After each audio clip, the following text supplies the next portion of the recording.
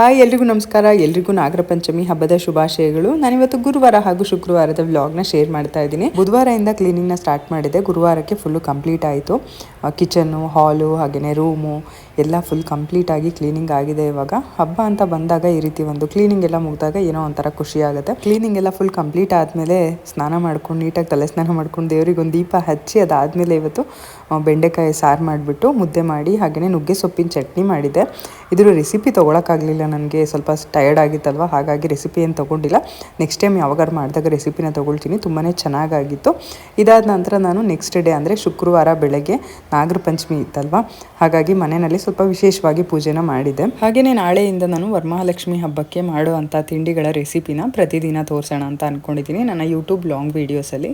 ನಿಮ್ಗೇನಾದ್ರು interest ಇದ್ದರೆ ಖಂಡಿತ ನನ್ನ ಚಾನಲ್ನ ಸಬ್ಸ್ಕ್ರೈಬ್ ಮಾಡ್ಕೊಂಡು ನೋಡಿ. ಇವತ್ತಿಗೆ ನನ್ನ ಮಿನಿ ವ್ಲಾಗ್ ಮುಗೀತು. ನಿಮಗೆಲ್ಲ ಈ ಒಂದು ವಿಡಿಯೋ ಇಷ್ಟ ಆಗಿದೆ ಅಂತ ಭಾವಿಸ್ತೀನಿ. ಮತ್ತೆ ಸಿಗ್ತೀನಿ ನಾಳೆ ಇನ್ನೊಂದು